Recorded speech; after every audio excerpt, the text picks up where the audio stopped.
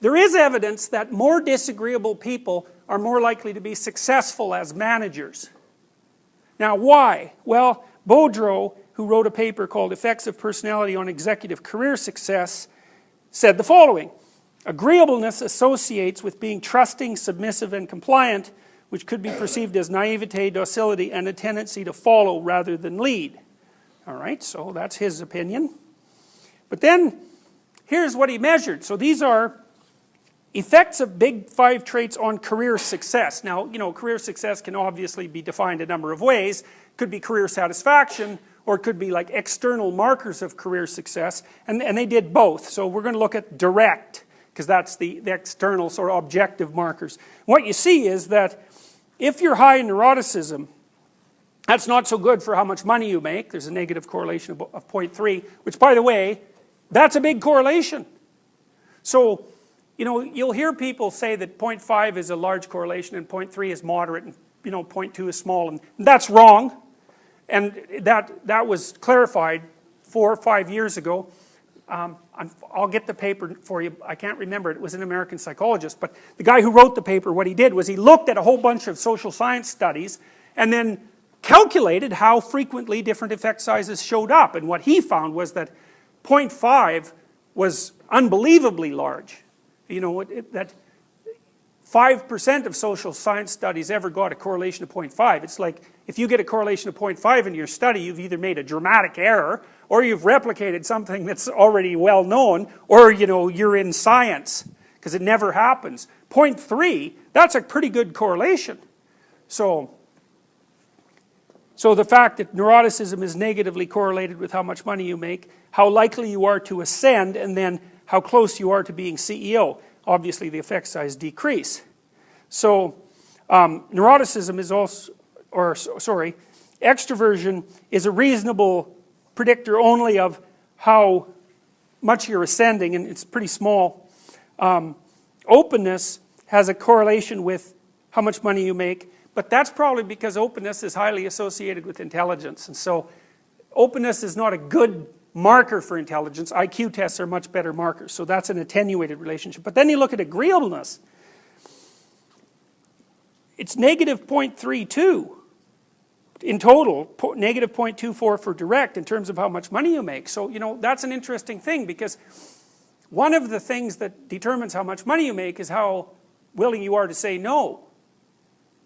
Right? Because if you're negotiating with someone, then the only thing you have at your back is your ability to say no and to push it, or even to ask for a raise. And, you know, pushy people are much more likely to ask for a raise, and of course those who ask for a raise are much more likely to get it.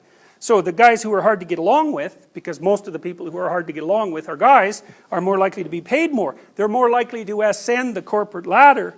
They're more likely to be close to the CEO in terms of proximity.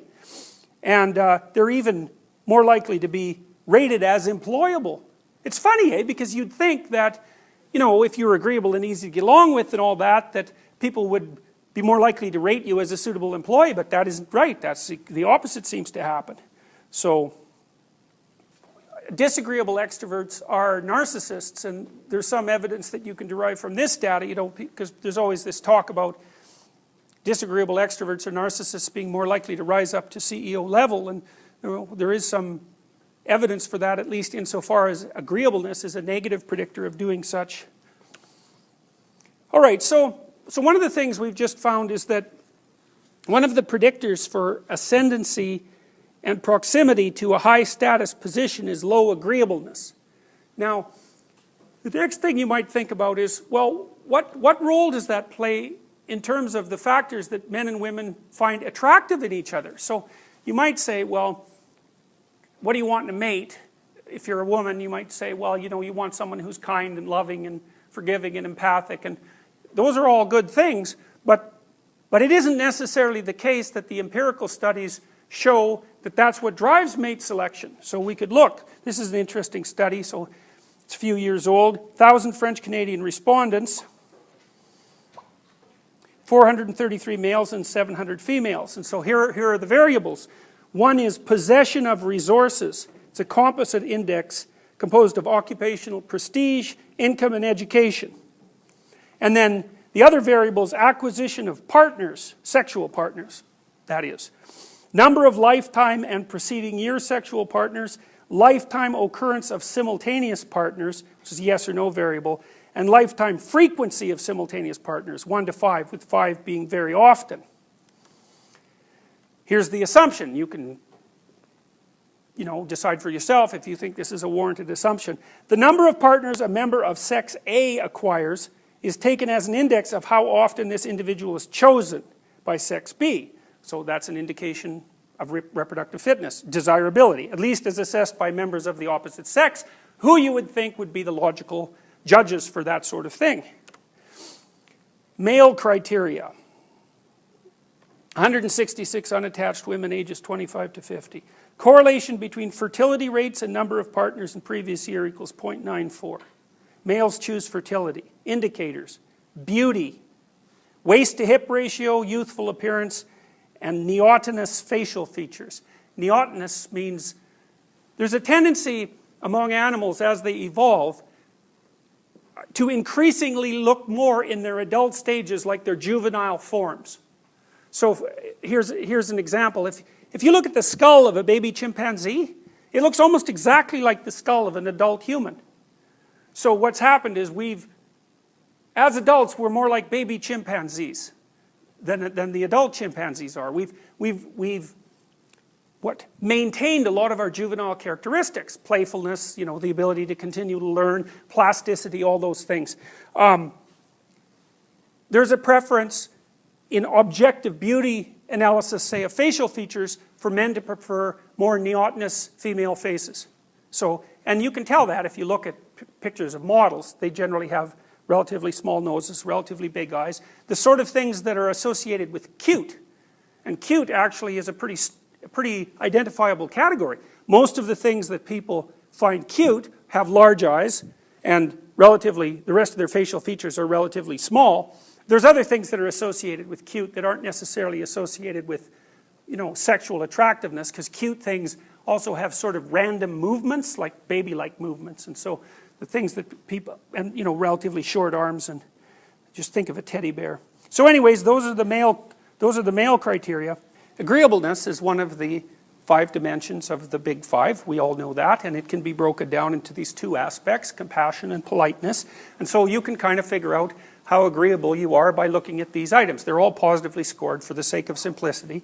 So if you intensely feel others' emotions, if you're always inquiring about how others are doing, and you actually care, rather than doing it for the sake of show, if you're capable of sympathizing with other people, if you respect authority, if you don't like to seem or be pushy, and you don't like to impose your will on others, then you're an agreeable person.